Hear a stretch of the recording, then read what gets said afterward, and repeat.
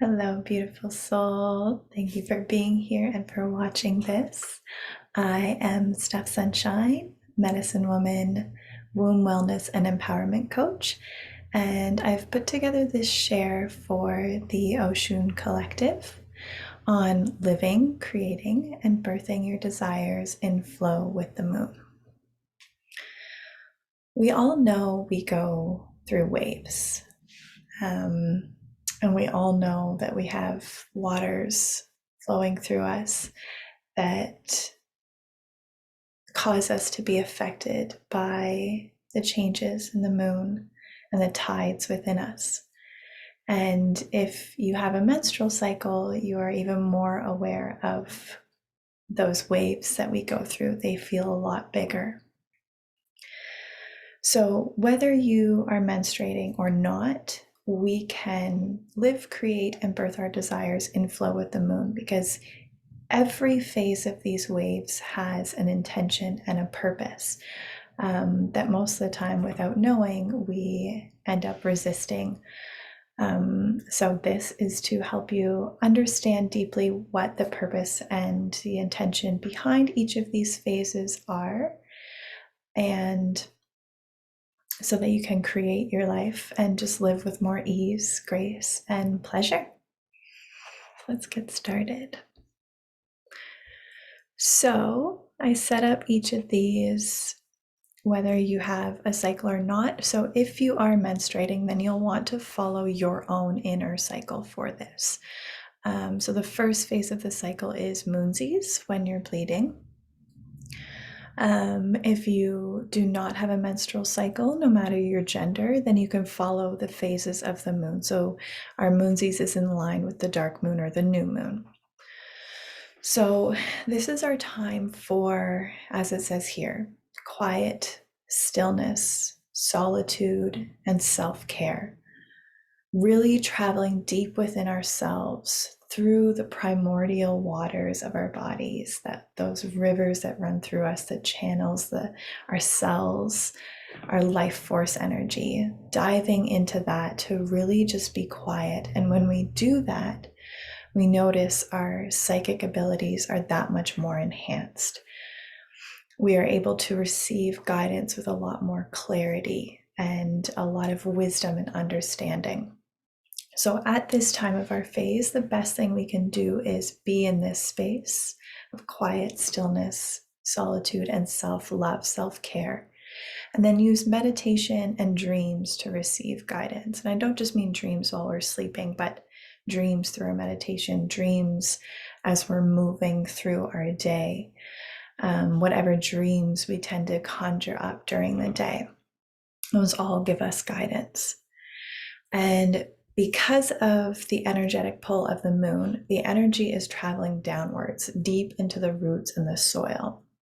So that this is the highest point of our gravitational pull into the earth, right into the heart center of Mother Earth. So connecting with this very supportive, grounding, deep feminine energy is very nurturing to help us find our clarity and our way on our path, so that we can start this new moon cycle, or our new inner cycle, in the most grounded, intentional, clear place. And also, because of this pull down, it is a time to release the old down into the soils where it can compost and come back to us as new nourishment. But also a time to receive the new. So as we are being pulled down, we can release the old, but we're also pulling down and in from all around. And then embracing our emotions and our sensitivity as superpower. So with the dark moon, the new moon, our moonsies, we're more sensitive, we're more open, like the veil is thinner at this time, which is what allows our psychic abilities to be enhanced, but also our emotions and our sensitivity, our senses are more awakened. And diving into those for our clarity and our understanding, our intuition, our knowing, and for making decisions and finding what the next step is. Those are really our superpowers. So that's the first phase. Then we go into phase 2. So if you're menstruating, this would be your pre-ovulation phase. And this would be also in line with the waxing moon. And whether, if you are menstruating, you may not be in line with the moon as it is. Choose whatever suits you best. But naturally, we have this energy within us with our own inner moon cycle. So this is just the option if you do not have that. So this, because we're entering into this new cycle, it's a time to really nourish ourselves for our vitality and our alignment, because we were in this dark, sensitive space of more openness, and it's very new, and we've cleansed and released. We really want to re-nourish ourselves, lift ourselves back up, re-establish that vitality and that alignment. Connecting with all of our inner archetypes, all the layers of our being, and then our spirit guides for clarity. We will find that if we don't take care of our alignment in this time, then we feel very scattered. The energy is all over the place. We're feeling tired, unclear. So taking these phases will allow us to be a lot more clear, concise, and productive as we move through our life. Also, this is a very high time for inspiration and new ideas, because it's our new cycle, but we're starting to feel more active. So lots of new ideas and inspiration come in. And the best way to utilize that is through play. So however it is that you play and find enjoyment, journaling out different things. So the wisdom that you got from the last phase, whatever inspiration and new ideas are coming through. And nature walks are very good for easily receiving. Also, because the energy is just beginning to expand outwards, but is still very rooted into the earth, remaining grounded is very important. So nature walks really support that. And if we don't remain grounded, then again, we can feel very scattered with all of this energy being rising out of us.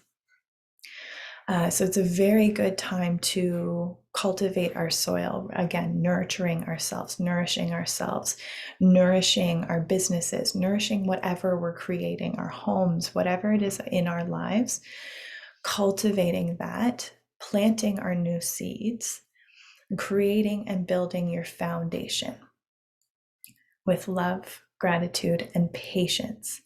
Patience is the key one in this, because we're getting all this inspiration and these new ideas. Often in this moment, we're so programmed to want things right now.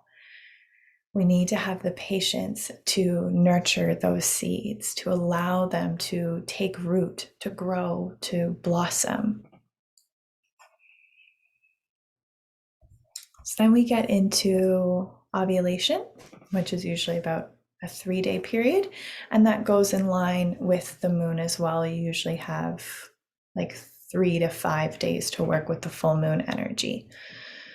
So this is our most vibrant, high energy, expansive, out there time. So it's a time to shine our light and use our powers, sharing our most authentic truth and excitement, our fullest brightness, beauty, letting that come out to the world. We often are glowing with sensuality, vibrancy, and attractiveness. Part of that to do with our hormones, but also just the energy of the moon is pulling that light out of us. So very, very nurturing stuff to do at this time is self-pleasure and love making. And I don't just mean making love with a person, but making love in your food, making love in your crafts, making love in your business, and just being love in your life, and then soaking up all of life's beauty. And this is the best way to really help our light come out even fuller. Energy is very outwardly expansive. So things like movement, activity, conversation, exercise, this is very healthy and nourishing for us. If we're not doing these things, then boredom will really drag us down at this time, because we have so much energy fueling and wanting to be expressed and expressed out of us. So staying stagnant or staying bored will really make us feel very uncomfortable and really won't utilize this beautiful, powerful time. So in business, it's a great time to blossom, to launch, to market yourself, to share your creations in your wild, illuminated self.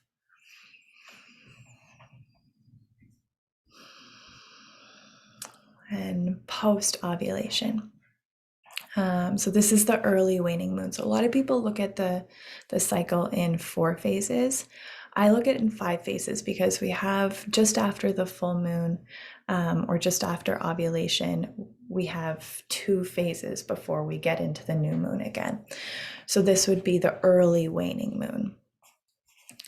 So this is our time to simply be, to receive, to allow the unfolding of our lives and our creations and the seeds that we've planted. But it's also, because it's the time of most neutrality, balance, and calmness, we tend to sort of lose that new energy drive that we had at the beginning of the cycle. So it's really important to remember our intentions and our initial excitement in what we were creating and why we started on this path that we were walking on. But also enjoying the ease and the mundane beauty in life, the simplicity of being human and soul living in a human body. At this time, the energy is starting to draw back in. So you are a magnetic force. So if you think like your energy was going out and you're exploding all these things out, and then now it's time to just sit back and let it all come in, because that energy is just coming right down into you. So again, simple presence, trusting, and being open to receiving the abundance that you are and that is available to you. And a time to really nurture and revel in your creation. So again, we tend to get distracted from our past, and we really want to continue to nurture and stay with these creations and our intentions and our initial excitements, and expressing gratitude and celebrating all that you have and all that you are. That gratitude and celebration really helps that abundance continue to flow in so much more juicy. And then our final phase is the premenstrual phase. So if you are a menstruator, then this is the phase that you are probably most familiar with having the most obvious energy, because this tends to be the only one we will learn about as a child, that we get very emotional and dark and irritable at this time. This would be the late waning moon, so just like the week before the new moon. So we get very emotional, irritable, and a bit more, and whether you have a cycle or not, you will notice you go through this phase, and it may be in line with the moon. And we all have a womb space, no matter the gender, which can control, I don't like the word control, but I can't think of another word, our cycles and our waves. So really just tuning into where you're hitting these phases within your own inner cycle, if you're not lining up with the moon. So this is a time to really slow down, to go deep, deep, deep within ourselves and be fully present with ourselves, with all of the emotions and the challenges that we're faced with, everything that is fueling our irritability, our sensitivity, our frustrations, really being present with those, because they hold great lessons and so much wisdom in them. But most of the time, because we feel so uncomfortable at this time, we think we tend to reflect it on the things around us. So our partners or our jobs or the traffic is what's making us mad. But if we take just a second to go within, ask ourselves, why am I actually upset right now? What is actually fueling this emotion right now? Great lessons and wisdom come through.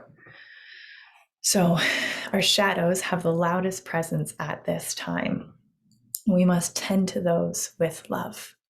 Resisting them only makes it more uncomfortable. So, whether that's pushing these emotions away, ignoring them, or putting them onto someone else, blaming someone else for this, will just make them a lot more loud and uncomfortable.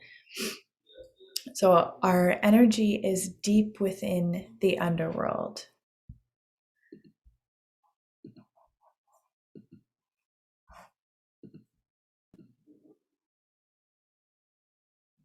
Sorry if you got a little blip there. So at this time, our energy is deep within the underworld. So I like to use the example of if you've seen the movie Hercules, whatever form, and Hercules goes down into the underworld and is walking across this path, and there's all these like dark spirits or ghosts like kind of pulling at you, like crying out, and it feels as though they want to pull you into death. And they're always kicking them away and resisting that and trying to rush out of this space and not getting that lesson. And eventually they get pulled down and under. The underworld is actually a really beautiful place of shadows. And if instead of kicking them away, we tend to them with love by reaching down or reaching out, holding them, hearing these emotions and these shadows, letting gentleness and honoring that space of ourself to have that awareness really brings out those lessons and that wisdom that serves us so profoundly. And because of this makes it a time for recalibrating. So figuring out what isn't serving us and coming back to ourselves. It's a time of great illumination. So really illuminating what's holding us back. And transformation comes from those. So, the most important thing is to really practice unconditional love and conscious compassion for ourselves. Really just listening to ourselves.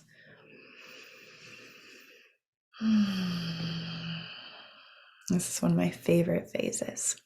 And then after this, we go back into moonsies or the dark moon or the new moon, and the cycle starts all over again. So, if you would like to learn more about womb wisdom and cycle consciousness, you can go to my website, earthmoonwomb.com, or you can find me on Instagram where I share lots of great little tidbits. And I will also be posting this graphic layout for you on my website. So you can go there and get all of these graphics and download them for yourself. So much love. Happy cycle.